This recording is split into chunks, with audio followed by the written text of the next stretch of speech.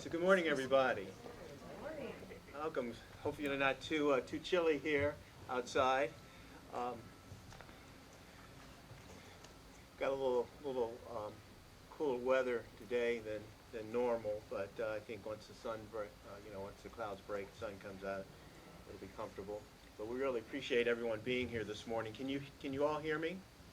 Good.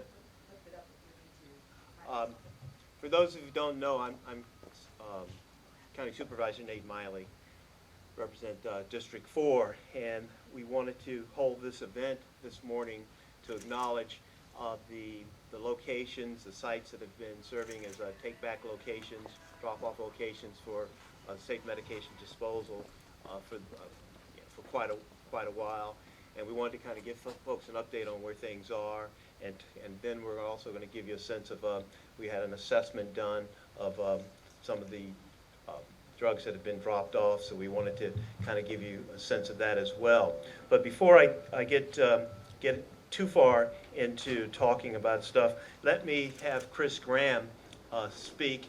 Chris works here at Eden Medical Center. She's a friend of mine. She's been working in the community for quite a long time, and she's a member of the MEDS Coalition. The MEDS Coalition is the Medication Education Disposal Safety Coalition that is composed of organizations, public sector entities, private businesses, and others, all that have come together to work on safe medication disposal here in Alameda County. And the MEDS Coalition meets monthly for the most part. And Chris is going to make some remarks, and we really appreciate the fact that we're able to hold this event here at Eden Hospital. You know, it's a gorgeous, gorgeous, gorgeous hospital. You know, I had a little bit to do with it since it's in my district. It had to go through, county planning processes and things like that.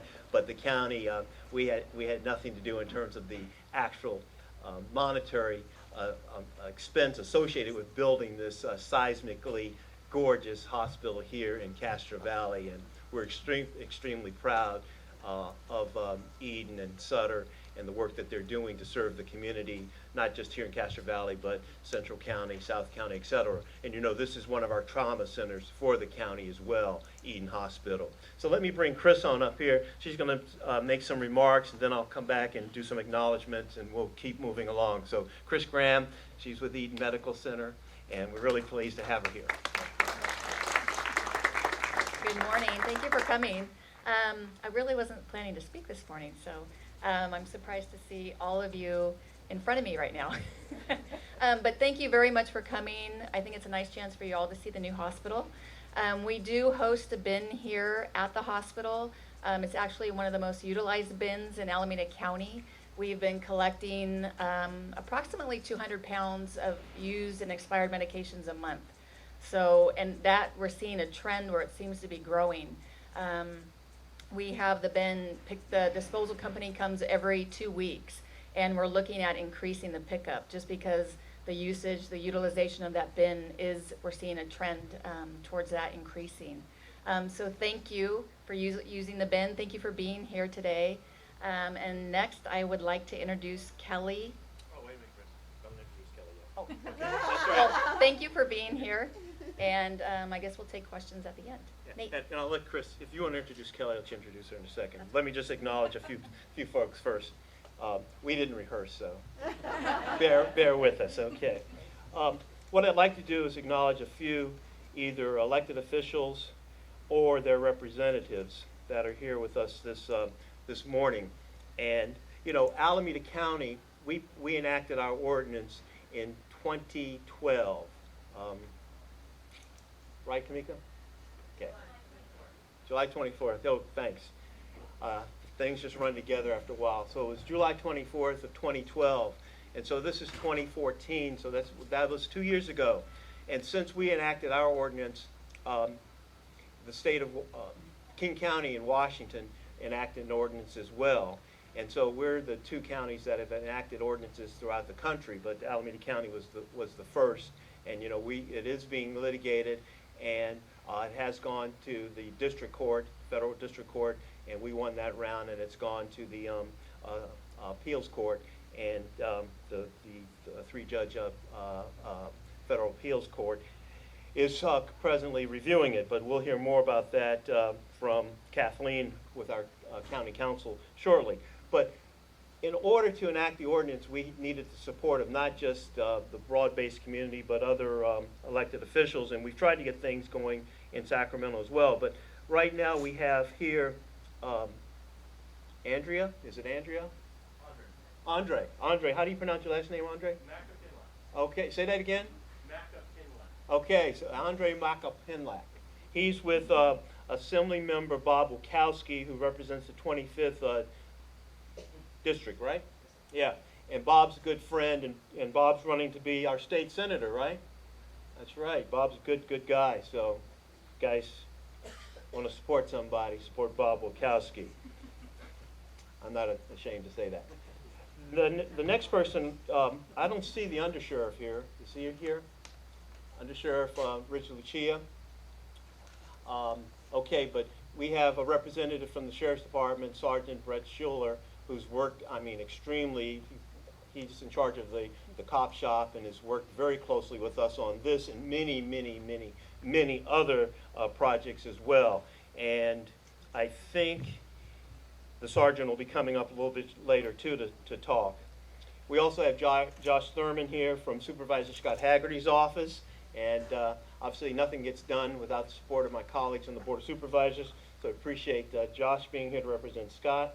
We also have Stephen Jones representing another one of my colleagues, Wilma Chan, Supervisor Wilma Chan, and as I said, nothing gets accomplished in the county without the support of folks from the Board of Supervisors, and I really appreciate the fact that the board was so enthusiastically supportive of this. Although to get this ordinance passed, it did take us about a year and a half to 2 years. It was a long journey and a lot of meetings and a lot of hearings and a lot of legwork to enact the ordinance. And then we have Michelle Thomas Shaw, who's representing, Michelle here is representing District Attorney Nancy O'Malley. And you know, when we enacted the ordinance and to get the ordinance enacted, we had the support of Sheriff Greg Ahern, as well as the support of the District Attorney Nancy O'Malley. They both felt this was important from a law enforcement perspective, because we don't want young people to be abusing these drugs when they're being you know, stored and just kind of in medicine cabinets and things of that nature. So law enforcement sees this as an issue, and then it's a public health issue as well, because quite possibly seniors could mistakenly use the drugs inappropriately if they're, once again, in their medicine cabinets. And then it's an environmental issue, because a lot of times people just take these and either flush them down the toilet, throw them away, etc., and that's not proper disposal. So, and all of us have pharmaceuticals. We all have pharmaceuticals. So it's important that we look at this holistically from a public health, law enforcement, and environmental health perspective. So we've had the support of these elected officials and others to get this ordinance enacted and continue our work over the last 2 years. So with those acknowledgments, now I'll bring Chris back, and Chris can introduce our first speaker, because Mothers with a Purpose, they're just a fantastic organization. Thank you, Nate. Okay, so next we're going to hear from Kelly Densmore. She's with Mothers with a Purpose. Kelly?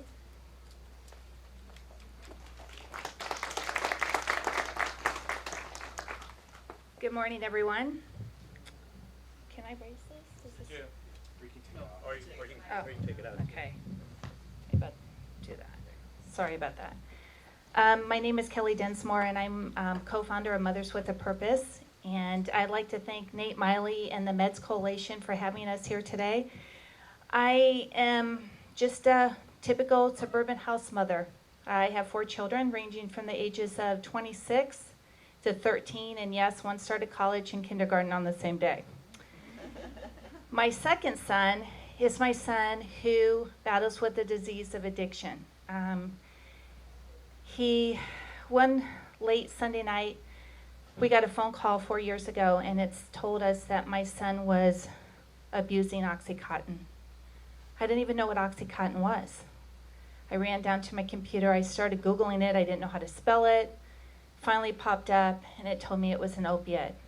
Immediately we took him out of college, and he entered his first rehab. Got to the rehab and was told that my son was not abusing OxyContin anymore. He was abusing a street drug, heroin. My heart just fell to my feet. I thought, oh my God, this is like Jimi Hendrix, Janis Joplin. This is a hard street drug. Immediately, I got smacked in the face, and I had to be educated and learn what this was. I came to find out that heroin is pretty much the drug of choice for these kids out there today. These kids are doing, they start with oxy. Well, let me tell you what my son started with. He started with pot, then he moved to ecstasy, Valium, Percocet, oxy, and then oxy got so expensive, he went into heroin. And heroin is so cheap these days to get out on the streets, and these kids, that's what they're doing. So you can live on a park bench, or you live on Park Avenue. It does not discriminate. This drug does not discriminate. This disease does not discriminate. Come to find out, we entered our first rehab, and I learned a lot. And we were in there for 28 days, and he came home. And right before he came home, they said to me, what would you like to see happen? And I said, I'd like to see my son put in a closet and locked up. Because I'm scared. I'm scared. Addiction runs heavily through my family. I never went down that road, but my son got that addictive gene, and he took off with it. And so they just said, well, that's unrealistic. And so he came out of his first rehab, and he relapsed after 2 weeks, back to the same drug, heroin. And then we went into our second rehab, our third rehab, and in between our third and our fourth rehab, I said to him, no more. I can't have you take out our family anymore. This truly is a family disease. And he lived on the streets for a while. Now, my son comes from a nice middle-class family. I mean, do I look like a mother of a son that's got a heroin issue? No. I have, 3 other children that I had to protect, and I threw him out on the streets, and I said, I love you, but I cannot love you to death. And that's exactly what he did. He lived on the streets until he finally figured out he did not want to do this. He did not want to live this way. There are many children out there, though, to this day that live on the streets because they can't kick it. They can't kick the disease of addiction. And everybody needs to understand what the disease of addiction is.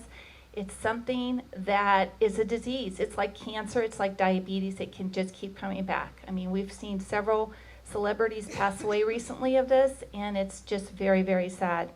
After we lived on the streets for a while, my son decided he didn't want that lifestyle anymore, and he called me and he said, Mom, I'm walking myself into detox. He walked himself into detox, and I still get emotional today over this. And he went through detox, and then I offered him his 4th and last rehab. And he entered his 4th rehab in Arizona, and I said goodbye to him and never knew I would see him again. Because if he were not onto the streets in Arizona, I probably wouldn't see him again because he probably would OD and die. Well, I'm happy to tell you today that my son is 3 years clean.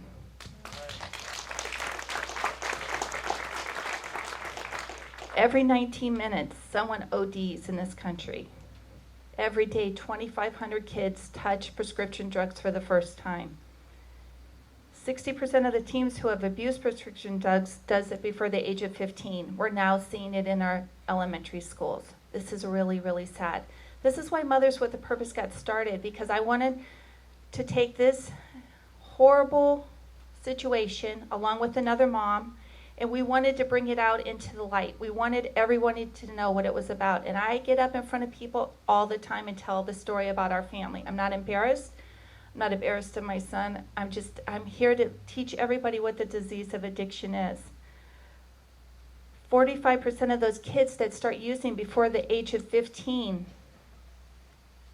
have an addiction problem. My son started at the age of 13, and that started with pot, the true gateway drug. Today I stand here to tell you that you need to start learning the science of addiction. You need to go home and tell your kids what it is about addiction. Does it run in your family? I had a daughter that was 9 and a daughter that was 12 at the time that my son first got involved in drugs. They had no idea, but I can tell you today, my kids now that are 13, 16, and my son who's here today at 26 could probably teach a class on it because we talk about it openly and we discuss it all the time. And even, we just got back from vacation with all my kids, and my son, who has been 3 years clean, talks about it openly and talks about, you know, what he did and what to look for. And he's actually my biggest advocate. He teaches me all the time. I'll be in a meeting for Mothers with a Purpose, a support meeting. A parent will say something to me. I'll text them and say, what is this? And they'll say, oh, it's this, or that's not good, or you might want to tell them this. So he's one of the biggest supporters, along with Nate Miley, who's been a huge supporter for us, and Nancy O'Malley, who is a true supporter of ours too. I go to bed every night and I say to myself, God, please don't let that phone ring and tell me that my son's relapsed and he's died. And I wake up every morning and ask for the courage to go on another day, because this truly, truly is a family disease. The only way we're going to be able to beat this disease or to get a grip on this epidemic in this country, is to educate, is to bring it out. Don't shove it under the carpet. Bring it out. Let everybody know that it's okay to talk about it. We talk about cancer. We talk about diabetes. Let's talk about addiction. Because if we can touch one person's life, like I am here today, or other speaking engagements that I have, or I'm sitting in a meeting with parents that are just crying because they don't know what to do, then this whole thing has been worth it. That what my son and I have gone through in our family, it's worth it. So I'm here today to tell you education is truly the most important thing here, is to educate yourself on addiction. Thank you.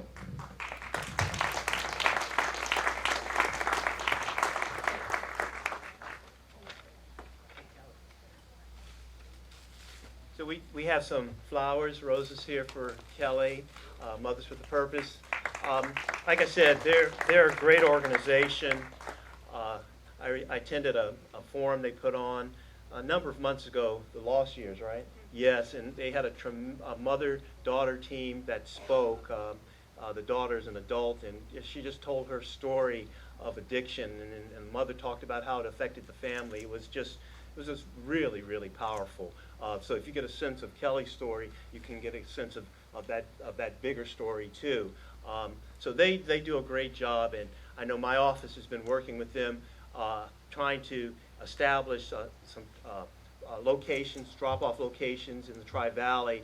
And I know we've worked with the city of Pleasanton, and we're working with the city of Dublin and Livermore to set up drop-off locations in their police departments. And I think that's moving ahead real well, because I know the chief of Pleasanton is kind of helping to spearhead that. But Mothers with a Purpose is right there at the vanguard working on these issues. So let me present these to Kelly.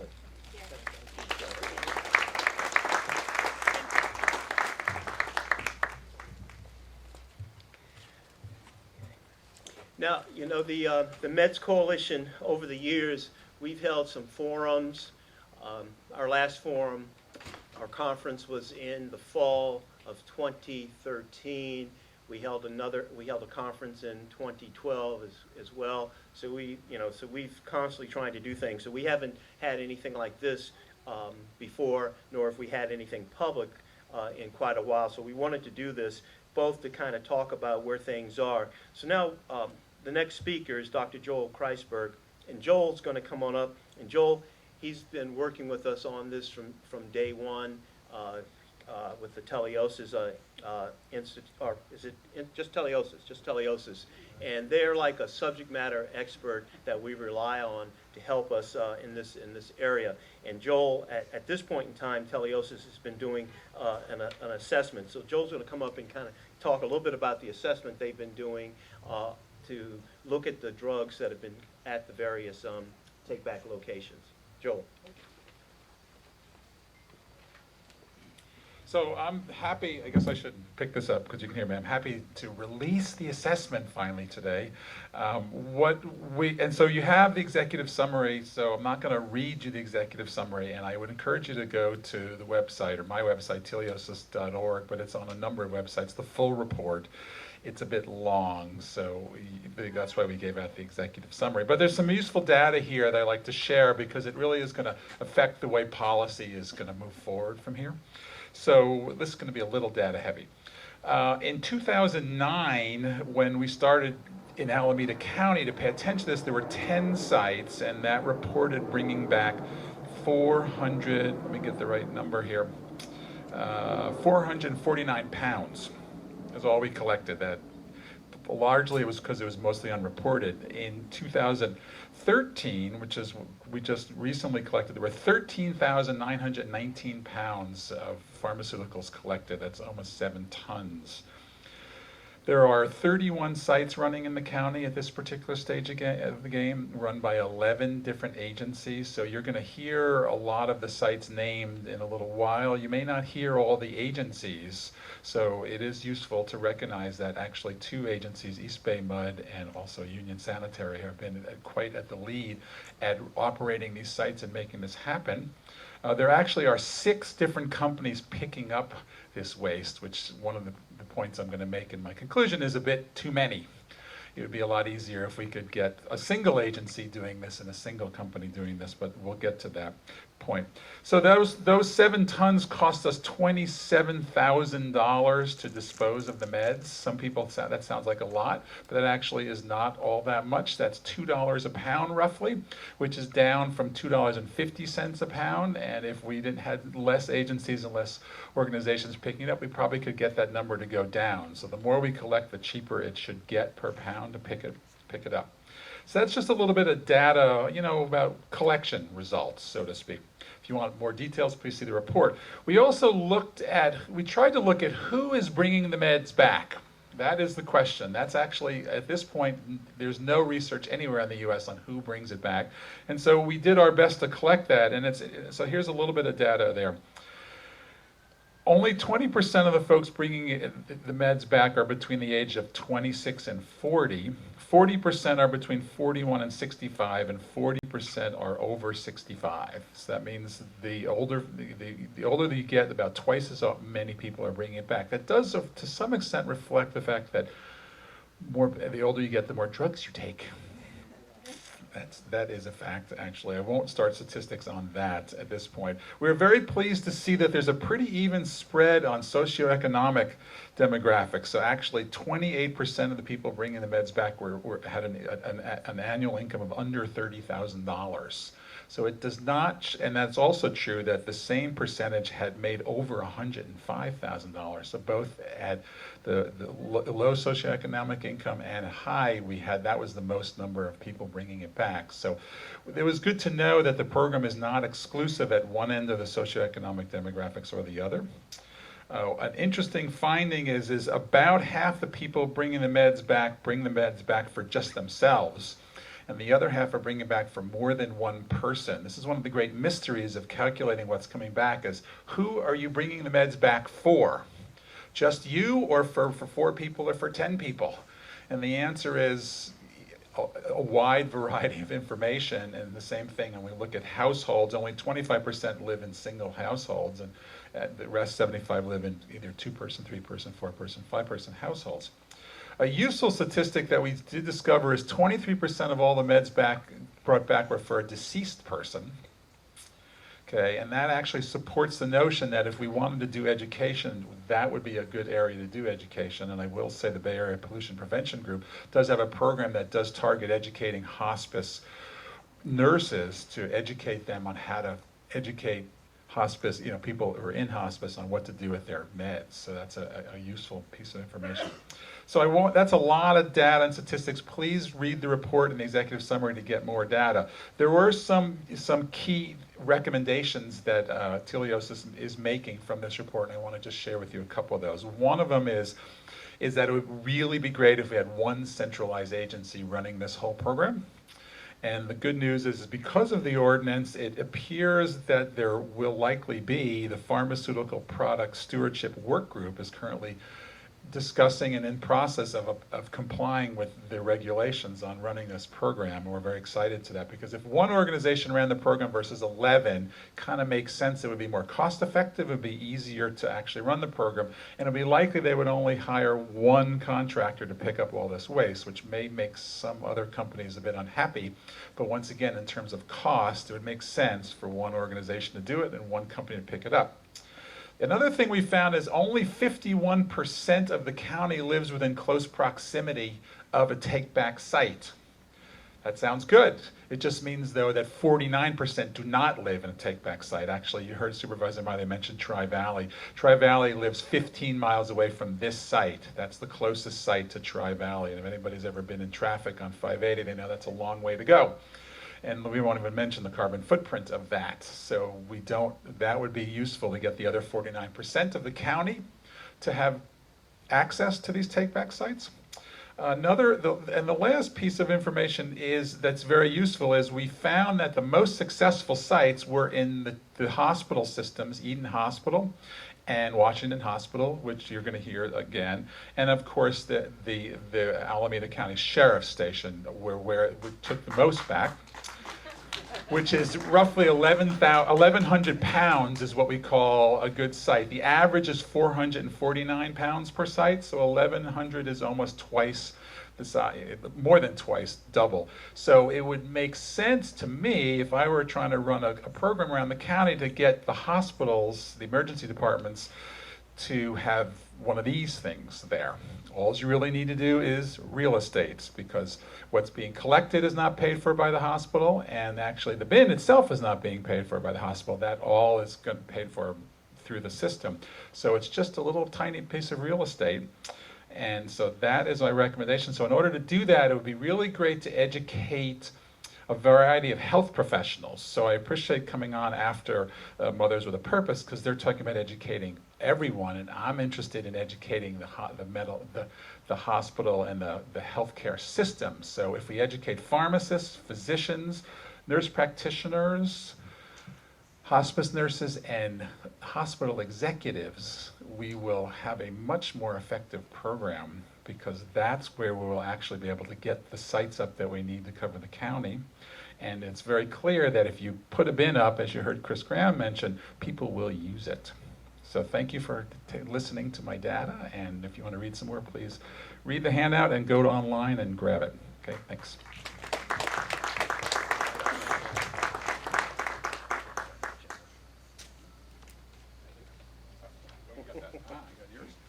Okay. All right, thank you, Joel. Yeah, like I said, Joel's just been great to work with, his organization, and we're open to having others join us and be part of the Meds Coalition.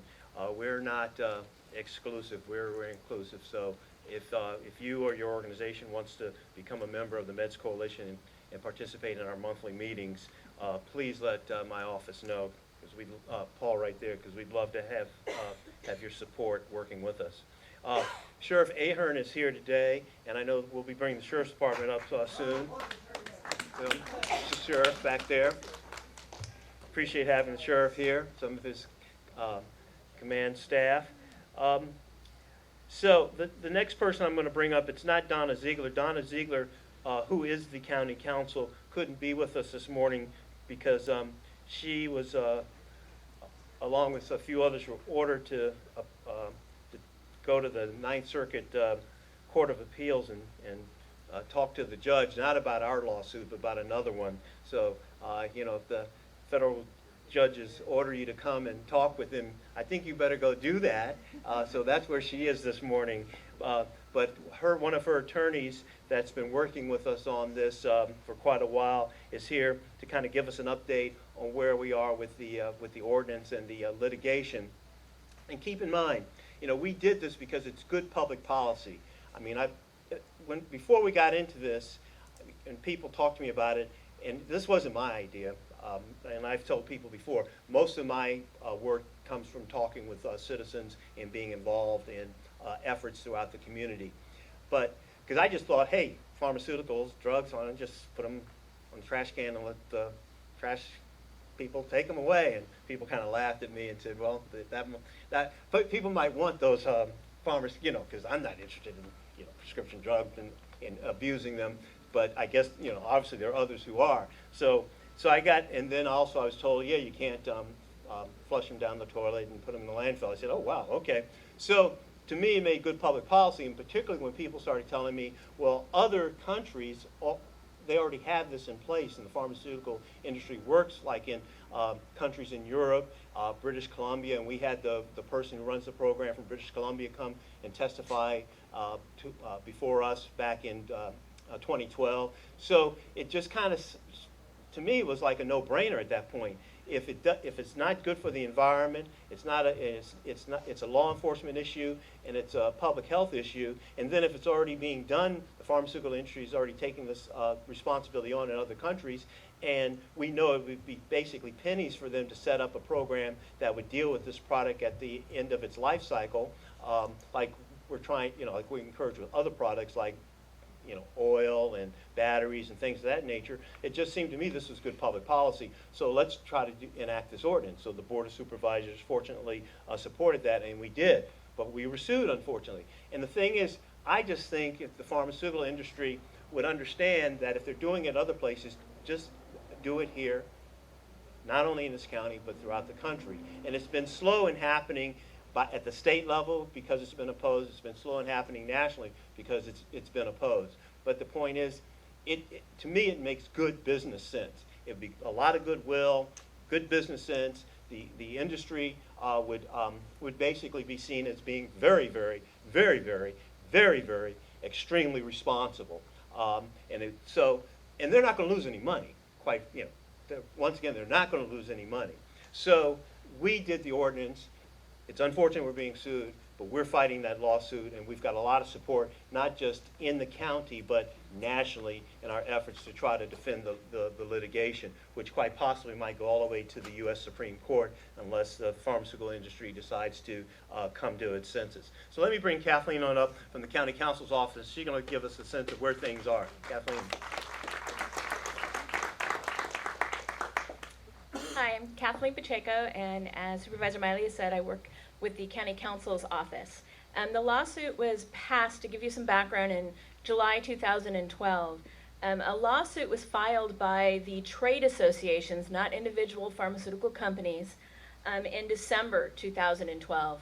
And that was by the Pharmaceutical Research and Manufacturers of America, PhRMA, the Generic Pharmaceutical Association, and the Biotechnology Industry Organization. They filed in federal court, and what they claimed is that the ordinance violated the dormant Commerce Clause of the U.S. Constitution by placing an unfair burden on interstate commerce. For those of you who may not be fully familiar with interstate commerce, what this means generally, if it's a facial challenge, is the ordinance itself says something along the lines, or a state law, if you're from out of state, you have an extra burden. We're going to either charge you more, we're going to put another requirement on you, and that gives people within the state and manufacturers or companies an unfair business advantage. The dormant Commerce Clause argument is that, well, it doesn't say that on its face, but it has the same effect. So what they were arguing is our ordinance is invalid because it puts an unfair burden on companies that aren't selling or actually manufacturing, selling, and distributing drugs in Alameda County. So that was their argument. Both sides stipulated to the essential facts and went directly to summary judgment motions in the federal court. So it was a very legal argument. There wasn't a lot of arguments about facts. Even though the parties couldn't agree on the exact cost, they agreed, the Pharmaceutical Association said it's going to cost approximately this much. The county said approximately this much. And for the purposes of the legal arguments, there was a determination that difference really would not make or break the case. So because the facts were stipulated, the parties could get directly to the legal arguments.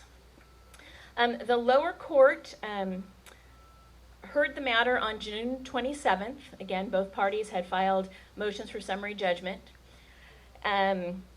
The lower court ruled in favor of the county, saying that the ordinance does not discriminate against out-of-state actors in favor of local persons or entities and does not otherwise impermissibly burden interstate commerce.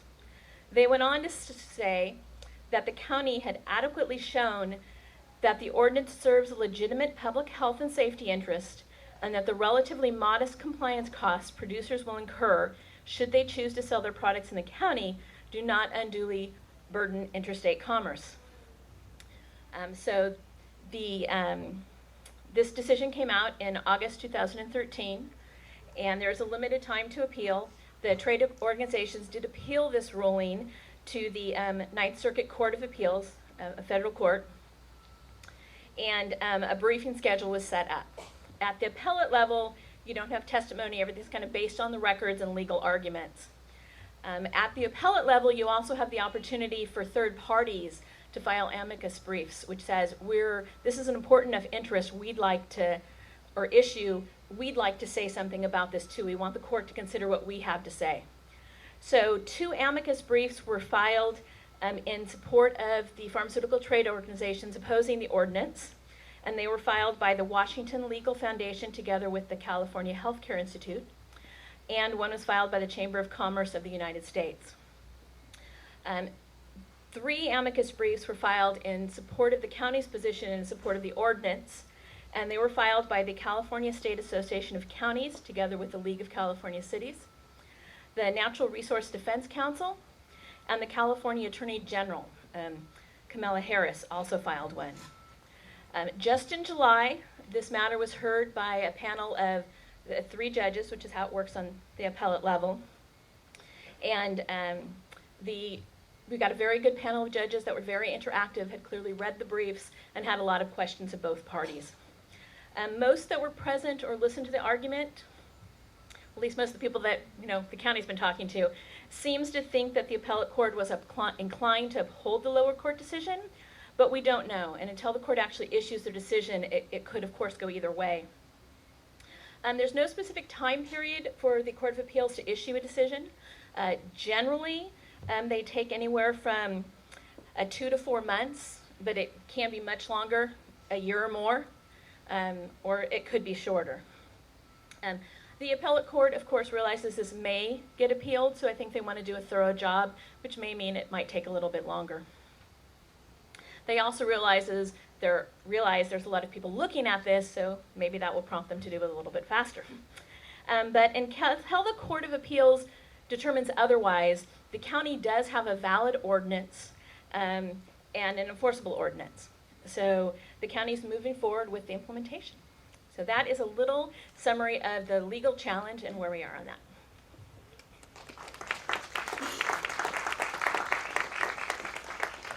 Hey, thanks, Kathleen. And if we win at the Ninth Circuit Court of Appeals, which I'm confident we will, and the pharmaceutical industry doesn't come to its senses, I'm confident that this is going to go to the United States Supreme Court, because it is that precedential in nature, and I'm confident the 9 justices will be taking this matter up, and I'm also confident we'll win in the U.S. Supreme Court. So if the pharmaceutical industry is listening to me, come to your senses. What I'd like to do next is, folks have heard me say we've got the greatest district attorney in the state, but we also have the greatest sheriff in the state, Sheriff Greg Ahern, and he's got Sergeant Scheuller back there, Captain and Amaral, and Assistant Sheriff Capitelli. So I'm going to have the sheriff come on up here. This is their bin, or is this Eden's bin? That's the sheriff's bin. So we're going to have the sheriff's department come on up here and talk about their efforts around the bend, and then we're also going to begin to present the commendations to the sites. But let's just kind of have the Sheriff's Department talk a little bit about the work they've done and why they feel this is important and how this bend, what purpose this bend serves. Good morning, Sheriff. Thank you. Thank you very much. Good morning, everybody. How are we doing? A couple of fans out there. Thank you very much. Thanks for the invite to be here. This is very important to us in the law enforcement aspect, because so many people are abusing these prescription drugs. The prescription drugs then cause an addiction, and from that addiction, then we get people involved in street drugs. And then the street drugs obviously end up adding to the criminal element in our own communities. We have with me Sergeant Scheuller, who is one of our main people that go around and collect the prescription drugs that people used to just flush down their toilet down the drain that ends up in our bay, polluting our waters and causing so much difficulty. Sergeant Scheuller's collected well over 5,000 pounds of medication. Most recently, how many pounds? About 300 pounds of last week. So in one weekend, 300 pounds. And this is all, sorry. So Scheuller is a big kid. So 300 pounds, and these are measured, you know, and weighed. And 16 of those pounds of medications were controlled substances that were processed differently. And so we have a manner in which we dispose of these. For the most part, we send a collection to Utah where they're disposed of in a legal fashion. The other controlled substances are collected by DEA, is that correct? We send it actually to Covanta in Crow's Landing. At Crow's Landing. Under DEA's guidelines. So, and that's an agreement through our region. Captain Amaral runs the police services here in the unincorporated area, and he acts as police chief for the unincorporated area. And Assistant Sheriff Catellis is one of our two assistant sheriffs that manages our agency and is a great partner of mine. But these facilities here, we have one at our Eden Township substation, and it's very simple. People come in, they drop off their prescription drugs into the bin, and we collect the bin and separate, weigh, and process them in a manner in which you would like them to be processed rather than have them consumed or polluting our environment. Very simple to have the bin. We don't ask any questions. They're emptied once a week, and it causes us no difficulty whatsoever. We also go out and do collections where we advertise to the community and say, look, if you don't want to come to the Eden Township substation, we'll have an event and you can drop off your prescription drugs in a barrel, and then we process them there. So it's a very effective program. It's very important that the pharmaceutical companies assist us in paying for the expense because it's part of the ordinance that we're trying to enforce. It only makes sense. That way we can dedicate the people and have them fully paid for by their dollars, not your tax dollars. Any questions from the audience of me? Supervisor, anything else you want me to cover? Not at the moment, but thank you. All righty, thank you.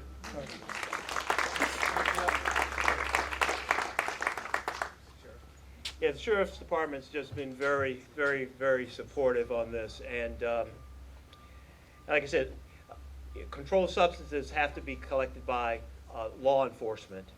And so, quite frankly, if I could get every law enforcement entity in Alameda County to have one of these, we would. But we haven't been successful in doing that. But the Sheriff's Department has stepped forward. We've got one at the Eden Township Station. Like I said, we're working in the Tri-Valley to set one up. I don't believe, do we have any at any other law enforcement facility in the county? Alameda PD, great. But yeah, I appreciate that Alameda's police department has one of these as well. And they're all the same, right? They're all like this. They're bolted to the ground. Here at Eden Hospital, it's the same thing. It's bolted to the ground. I mean, this is like, like a bear thing, when you put your food in, you go camping. I mean, nobody's going to get into this thing. It's bolted to the ground. You can't steal it. Well, I'm sure you could try, but it'd be tough, and you can't get into it. So, I mean, it's really secure. So, I just hope we can get all of the law enforcement entities throughout the county to put one of these in their facilities. Because, as Joel pointed out, the purpose is to make it convenient so that folks don't have to keep them in their medicine cabinets. They don't have to hoard the drugs. They don't have, when the drugs, when they no longer want them or they've expired, they have a convenient place to take them. And quite, every city has a law enforcement facility. Just like, they all have pharmacies and not every place has a hospital. But the point is we're trying to get these as dispersed as possible throughout the county as much as possible. And then, as the sheriff pointed out, we ultimately want to have the pharmaceutical industry take the responsibility for this because it's not really an issue that the public sector should be paying for. It's like any product that once it's at the end of its life cycle, that industry should be taking care of that product to make sure it's properly disposed of. So what we're going to do now is there are a number of locations. I think Joel mentioned 31 locations throughout Alameda County. Some of the locations are not, that are kind of run collectively. They aren't necessarily independent, but we have got 31 different sites, and we really appreciate and value the fact that we have these locations throughout the county where the public can bring back their unwanted pharmaceuticals and dispose of them appropriately, and then they're picked up and they're properly discarded as well. So we haven't ever acknowledged them, and we wanted to take time today to acknowledge them, and we have some certificates of acknowledgement. And let me just read what it says, and it'll be the same for all of them. So this one's going to be presented to the Alameda County Sheriff's Department, and it says, whereas Alameda County Sheriff's Office provides a safe, convenient, and responsible means of disposing of prescription drugs while also educating the general public about the potential for abuse of medications, and whereas for the safety of our kids, family, and environment, some law enforcement offices and pharmacies are collecting unwanted medicines from residents until a permanent statewide program is in place. Local governments, business, individuals, and citizen groups are working to create a statewide program paid for by the drug companies. And whereas Alameda County is unique because in 2012 it became the first local government in the United States to enact an ordinance mandating pharmaceutical companies to create and pay for a stewardship program for the collection and disposal of unwanted and expired prescription drugs. And now, therefore, the Board of Supervisors for the county, for the state, does hereby commend, in this case, Alameda County Sheriff's Department, for helping to ensure Alameda County residents have ongoing access to the safe disposal of unwanted and expired medications. And it's signed by all 5 of the county supervisors. And I'll be presenting this to others, but it's the same commendation. So I'd like to have the Sheriff's Department come up and receive this. Thank you very much.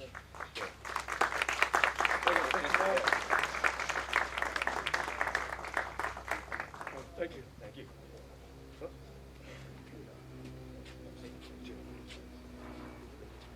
Chris, you want to come up and help distribute these two? I'm going to have Chris help as representative of the Meds Coalition. So why don't you present the next one?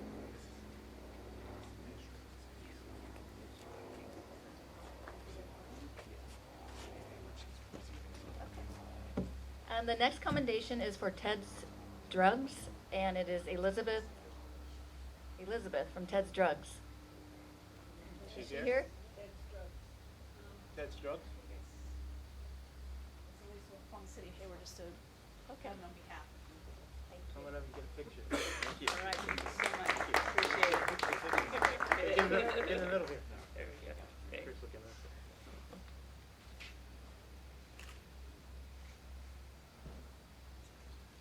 Thank you so much.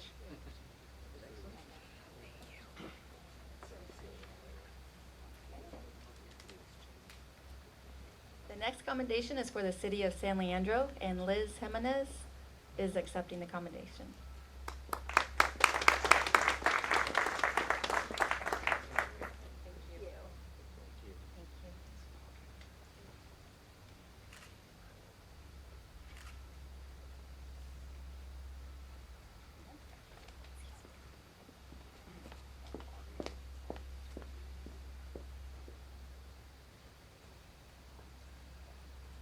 Is he here? Yes.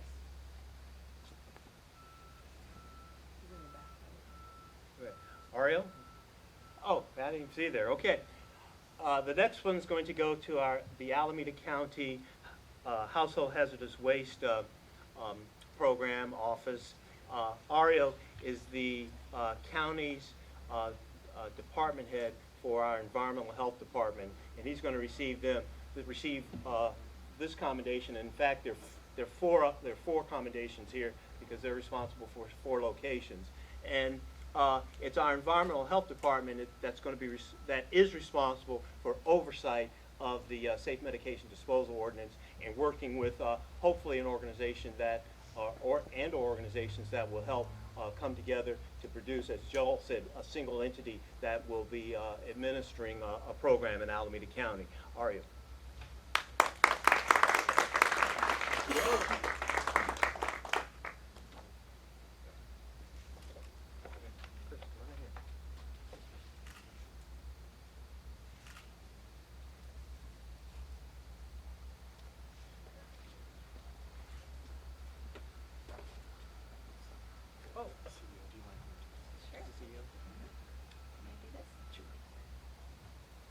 Okay, for our next commendation, it is for Eden Medical Center, and we would like to offer that to our new CEO, Terry Glubka.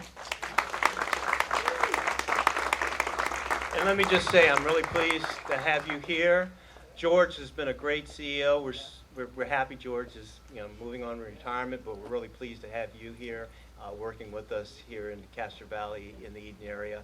And I said, you've got some great staff, and this is one of them. I know. Thank you very much. Thank you. Very much. So nice to meet Thank you. you. Yeah. Yeah. Well, welcome and thank you, everyone. Sorry. Thank you. Well, again, thank you. This is my first event. I've been here all of a month, I think. The sheriff asked me if I knew the nursing staff. I'm working on it. Okay. So again, first impressions, great community.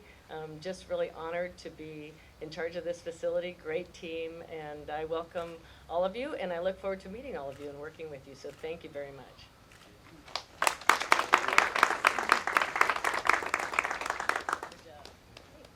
Thank you, Terry.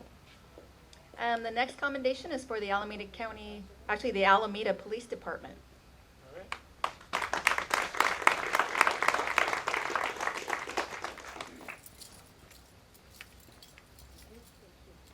Thank you. Nice meeting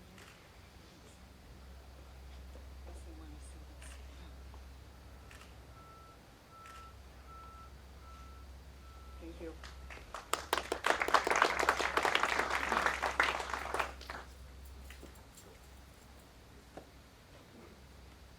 Okay, our next commendation, medicine drop-off at the California State Building, Bruce Wolf.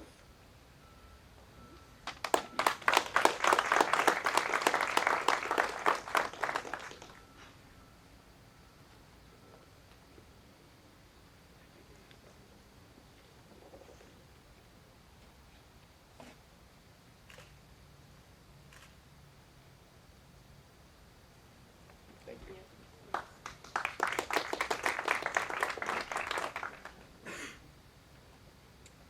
Our next commendation is for the Emeryville Senior Center, and Brad Helfenberger will be accepting the commendation.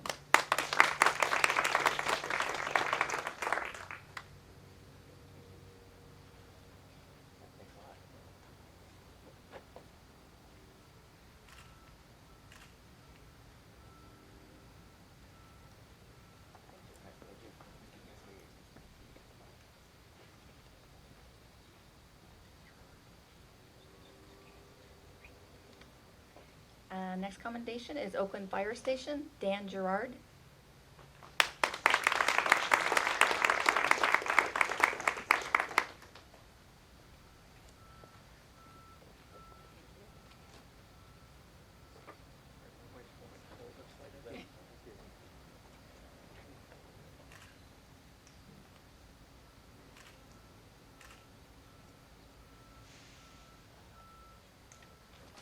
Thank you. Great job.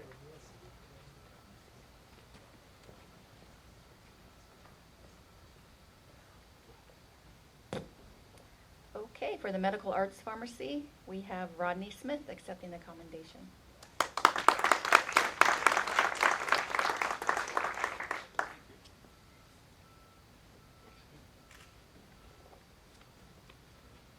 Chris,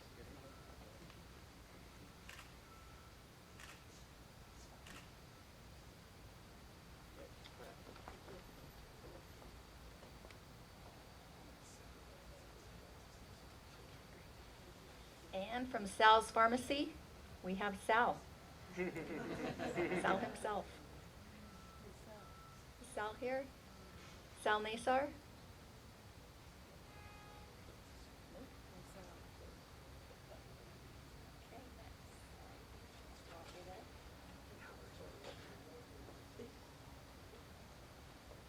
Our next commendation is for Haller's Pharmacy and Medical Supply.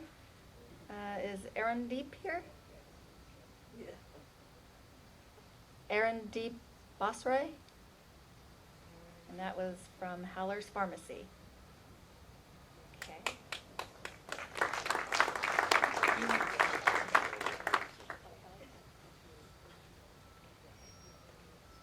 This one is for Washington Hospital, Paul Kelly.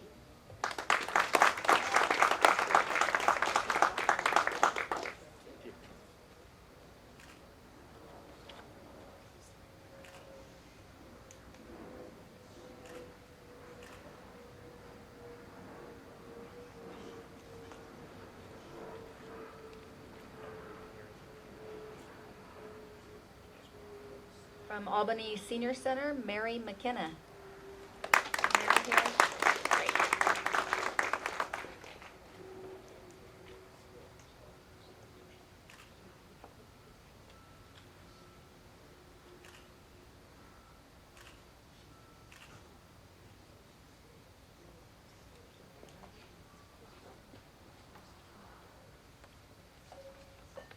And the last commendation, Fremont Recycling, Mike Auer. Hi.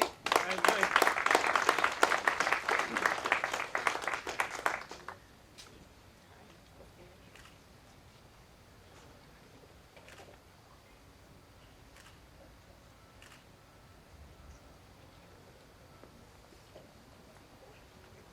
Those are all the accommodations we are presenting, and Mike's actually a member of our Meds Coalition as well. The members of the Meds Coalition, would you just stand up? If you're a member of the Meds Coalition, would you please stand up? Meds Coalition members? Okay.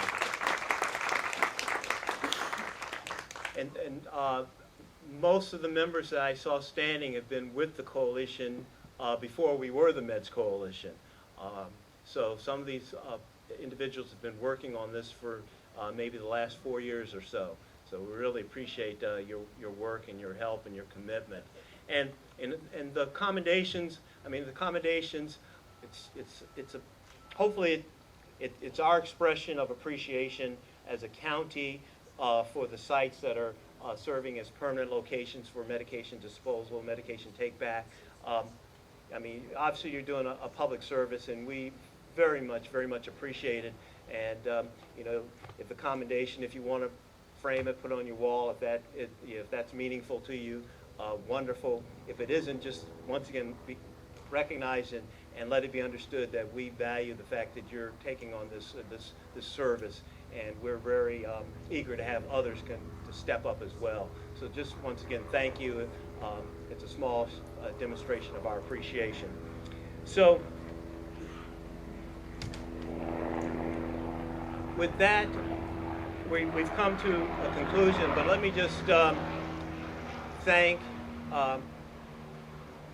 Paul on my staff and Kamika on my staff for helping to organize this, along with, once again, Eden Hospital, Chris Graham for helping to host it out here in this lovely setting here at this new facility. I want to thank all of you for coming out this morning for this event. And do you have anything else you'd like to say, Chris, before we conclude? All right, I want to thank the sheriff for joining us this morning as well, and the representatives from the other elected officials. Thank you for joining us, and once again, thank all of you for coming out this morning. So thank you, and have a pleasant day, pleasant week, pleasant month, pleasant year, pleasant life. Thank you.